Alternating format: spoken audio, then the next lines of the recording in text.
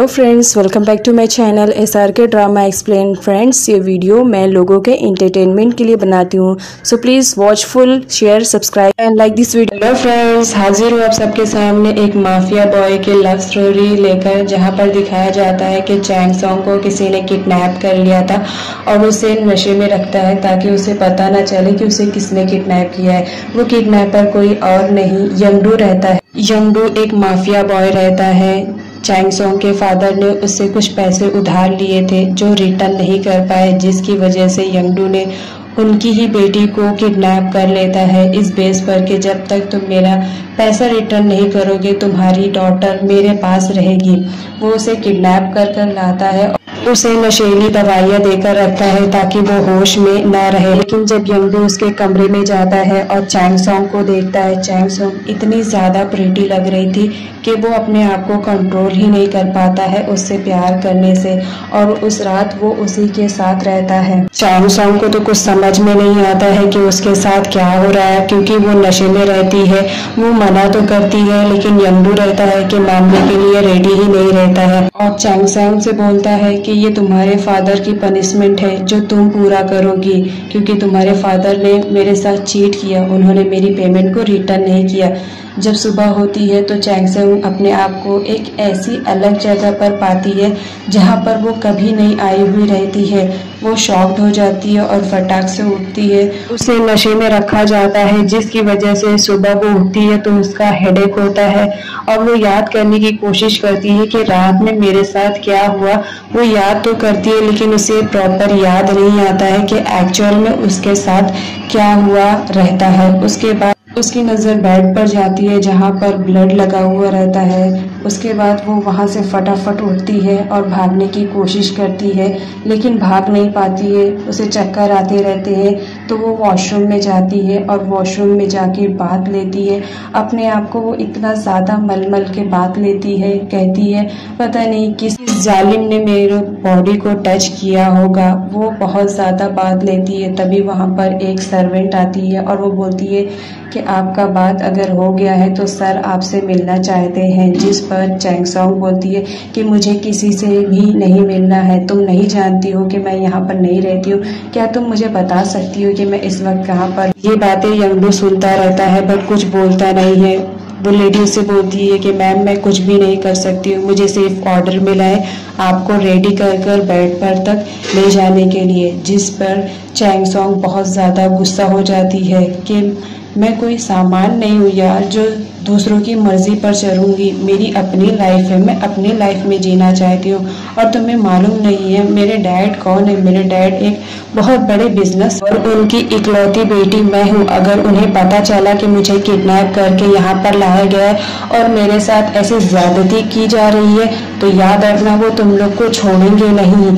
तो वहाँ की जो सर्वेंट रहती है वो बोलती है मैम प्लीज़ मुझे माफ़ कर दीजिए, मैं आपके साथ कुछ भी अच्छा नहीं कर सकती हूँ क्योंकि मुझे ऑर्डर मिला है। अगर मैंने ऐसा नहीं किया तो वो लोग मेरी डॉटर को मार देंगे और मैं ऐसा नहीं करना चाहती हूँ। जिस पर चैंग सॉन्ग बहुत ज़्यादा शॉक्ड हो जाती है कि अगर मैंने इसका कहना नहीं माना तो ये अपनी डॉटर को खो देगी। जिस पर चैंग सॉन्ग रेडी हो जाती है कि ठीक है मैं कोशिश करूँगी लेकिन मैं जैसा कहूँगी तुम्हें वैसा करना पड़ेगा, तुम्हें मेरी हेल्प करनी पड़ेगी। जिस पर वो सर्वेंट रेडी हो जाती है। उसके बाद दिखाया जाता है कि चैंग सॉन्ग गार्लिक खाती है ताकि उसके मुंह से स्मेल आ सके। गार्लिक खाने के बाद वो आराम से बेड पर लेट जाती है। जब यंगडू आता है कमरे में इंटर करता है तो चैंग सॉन्ग की खूबसूरती देखकर तो वो उस पर फिदा हो जाता है और उसकी खूबसूरती की भर भर की तारीफें करता है कि सिर्फ तुम मेरे लिए बनी हो, मैं किसी के साथ तुम्हें शेयर नहीं कर सकता हूँ। उसके बाद वो उसके पास जाता है और जैसे ही चैंग सॉन्ग को किस करने का सोचता है वो उसके पास जाता है तो वैसे ही उसके मुंह से स्मेल आती है। तो यंगडू बोलता है कि तुमने ब्रश नहीं किया, तुम्हारे मुंह से कितनी बास आ रही है। जिस पर चैंग सॉन्ग बोलती है क्यों तुम्हें किस करना है ना, मैं किसी भी हालत में रहूं ब्यूटीफुल दिख रही हूँ ना तो किस करूं। और उसे धमकी देती है देखो मेरे डैड को अगर मालूम पड़ गया कि तुमने मुझे किडनैप किया है तो याद रखना तुम किसी भी बचोगे नहीं और मेरे डैड बहुत जल्द ये मालूम कर लेंगे कि उनकी डॉटर कहाँ पर है। आफ्टर ऑल मैं अपनी डैड की इकलौती और फेवरेट डॉटर जो हूँ। उसके बाद यंगडू जो कि माफिया रहता है वो उसे घसीट कर लेकर आता है और अपने बाहों में ले लेता है और बोलता है तुम्हारे डैड जब तक पता करेंगे तुम कहाँ हो, तुम कहाँ से कहाँ पहुँच जाओगी और मैं तुमसे शादी भी कर लूँगा, तब बताओ तुम्हारे डैड क्या करेंगे। पास ही में एक दूध का गिलास रखा रहता है। यंगडू उसे ज़बरदस्ती पिलाने की कोशिश करता है, जिस पर चैंग सॉन्ग मना करती है कि मुझे ये मिल्क नहीं पीना है क्योंकि इस मिल्क में कुछ तो मिलाया हुआ रहता है जिसे पीने के बाद मैं अपना होश खो बैठती हूँ, मेरी बॉडी बहुत ज़्यादा फ्लाई करने लगती है, प्लीज़ मुझे मत पिलाओ। लेकिन यंगडू रहता है कि मानता ही नहीं है उसमें, क्योंकि नशे की गोली रहती है। वो पीने के बाद चैंग सॉन्ग को कुछ भी याद नहीं रहता है। यंगडू उससे बोलता है कि अच्छा हुआ तुम्हारे डैड ने मुझसे कर्ज लिया जिसकी वजह से मुझे तुम मिली, तुमसे ब्यूटीफुल लड़की तो मैंने आज तक अपनी लाइफ में कहीं नहीं देखा। नशे की मेडिसिन पीने की वजह से चैंग सॉन्ग को चक्कर आता है और वो बेहोश हो जाती है। नेक्स्ट डे चैंग सॉन्ग की आँख खुलती है तो वो अपने बेड पर यंगडू को पाती है, जिस पर वो बहुत ज़्यादा गुस्सा कर देती है कि तुम मेरे पास क्या कर रहे हो, तुम्हारी हिम्मत कैसे हुई मेरे साथ सोने की। जिस पर यंगडू बोलता है ज़्यादा गुस्सा करने की ज़रूरत नहीं है, बस कुछ दिनों में मैं तुमसे मैरिज कॉन्ट्रैक्ट करने वाला हूँ, तब तो मैं तुम्हारे साथ सो सकता हूँ। जिस पर चैंग सॉन्ग मना करती है कि मैं किसी भी किस्म का मैरिज कॉन्ट्रैक्ट तुमसे नहीं करूँगी, तुम एक माफिया बॉय हो, तुम एक किलर हो, तुम लोगों को ऐसा मार देते हो, तुम्हारे लाइफ में लोगों की इम्पोर्टेंस नहीं है, मैं ऐसे पर्सन से कभी मैरिज नहीं करूँगी जो कि इंसान ही ना हो। जिस पर यंगडू बोलता है तुम्हारी कोई भी थिंकिंग हो मुझे कोई फर्क नहीं पड़ता है, मैं तो सिर्फ वो करना चाहता हूँ जो मेरा दिल बोलता है और इस वक्त मेरा दिल यही बोल रहा है कि मैं तुम्हें अपनी वाइफ बना कर रहूँगा, चाहे तुम्हारी मर्जी हो या ना हो। उसके बाद चैंग सॉन्ग बोलती है देखो मेरे फादर को तुम जानते नहीं हो, वो तुम्हें मार देंगे अगर ऐसा पता चला। जिस पर यंगडू बोलता है मैं मरने के लिए भी तैयार हूँ, आफ्टर ऑल तुमसे प्यार जो किया है। ये कहते हुए वो चैंग सॉन्ग को हक कर लेता है। Hello friends, welcome back to my channel SRK drama explain. Friends, ये वीडियो मैं लोगों के एंटरटेनमेंट के लिए बनाती हूँ, so please watch full, share, subscribe and like this video. इस पार्ट में दिखाया जाता है चैंग सॉन्ग जब सोकर उठती है तो वो अपने पास यंगडू को पाती है तो वो शॉक्ड हो जाती है कि ये मेरे पास क्या कर रहा है। यंगडू उसे प्रपोज करता है शादी के लिए, जिस पर चैंग सॉन्ग इनकार कर देती है कि मैं किसी भी माफिया बॉय से शादी नहीं करूँगी। यंगडू बोलता है तुम्हारी मर्जी हो या ना हो, मैं तुमसे कॉन्ट्रैक्ट मैरिज कर लूँगा और एक बार कॉन्ट्रैक्ट मैरिज हो गया तो तुम्हारे डैड भी कुछ भी नहीं कर पाएंगे। चैंग सॉन्ग बोलती है मुझे मरना पसंद है लेकिन तुमसे शादी मैं हरगिज़ नहीं करूँगी, चाहे तुम वर्ल्ड के आखिरी लड़के ही क्यों ना रहो। ये बात सुनते ही यंगडू को गुस्से में आ जाता है क्योंकि वो एक माफिया बॉय रहता है, किसी के भी मुंह से ना सुनना उसे बर्दाश्त नहीं रहता है। लेकिन चैंग सॉन्ग वो कहीं ना कहीं उससे प्यार करता था, इसलिए वो उसकी बातों को थोड़ा सा इग्नोर करता है और बोलता है तुम लाइफ में मेरे पहली लड़की हो जिसकी बातें मैं सुन रहा हूँ, अदरवाइज सारी लड़कियां मेरी बात सुनती हैं और तुम्हें मालूम नहीं है सारी लड़कियां मुझ पर मरती हैं लेकिन मैं किसी और पे मरता हूँ।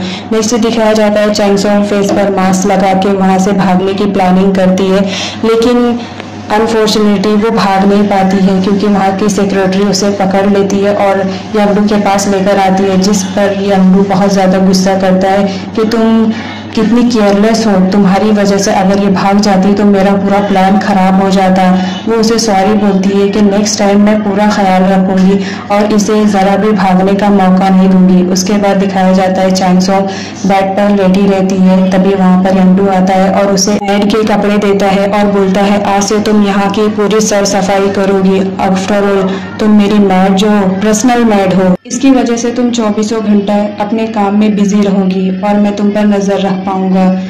चैंग सॉन्ग तो पहले मना करती है लेकिन वो सोचती है कि अगर मैं ये पहन लूँगी और काम करूँगी, बिजी रहूँगी तो मुझे ये प्लानिंग करने का मौका मिल जाएगा कि मैं यहाँ से कैसे भागूं, क्योंकि मुझे यहाँ पर नहीं रहना है, मुझे यहाँ से जल्द निकलना है। उसके बाद क्या वो मैट के कपड़े पहन कर आती है, उन कपड़ों में वो बहुत अनकंफर्टेबल फील करती है लेकिन क्या करे, मजबूरी रहती है, उसे वो कपड़े पहनने पड़ते हैं। लेकिन यंगडू जब उसे कपड़े में देखता है तो उस पर फ्लैट हो जाता है, वो उसे प्यार करता था, उसे देखकर तो वो वहीं पर ठहर जाता है, बोलता है तुम कितनी ज़्यादा प्रीटी लग रही हो इन मैड के कपड़ों में। ओह माय गॉड, मैंने तो कभी सोचा ही नहीं था। उसके बाद वो उसे काम समझाता है कि देखो तुम्हारे ये काम है। वैसे ही वो उसे गोद में उठा लेता है और बोलता है चलो तुम्हारे साथ थोड़ा सा टाइम स्पेंड करते हैं। चैंग सॉन्ग बोलती है हाँ तुम मुझे घर के काम समझा दो, मैं उसी में बिजी रहूंगी ताकि तुमसे मेरी जान छूटे। उसके बाद वहाँ पर दिखाया जाता है जो असिस्टेंट रहती है वो देख लेती है कि यंगडू चैंग सॉन्ग के साथ कुछ ज़्यादा ही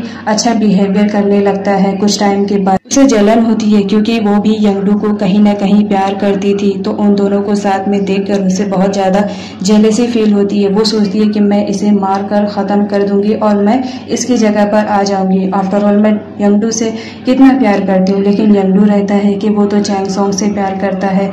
चैंग सॉन्ग को वो अपनी लाइफ पार्टनर बनाना चाहता था, लेकिन चैंग सॉन्ग उसके रूड बिहेवियर की वजह से उसके पार्टनर नहीं बनना चाहती थी। लेकिन कुछ टाइम के बाद चैंग सॉन्ग यंगडू के साथ रहते रहते उसे समझ आ जाता है कि यंगडू कोई बुरा लड़का नहीं है, वो एक अच्छा लड़का है।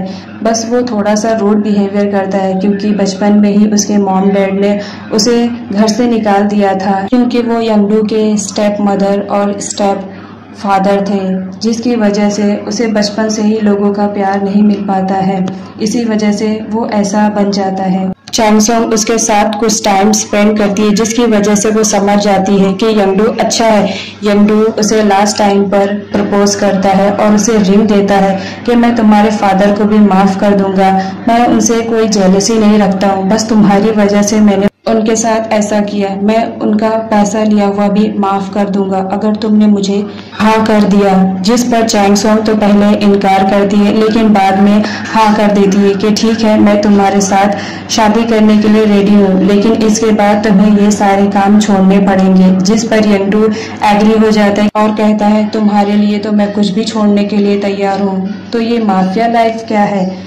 ये माफिया लाइफ मैंने खुद से नहीं चॉइस किया था, बस हालात ने मुझे ऐसा बना दिया।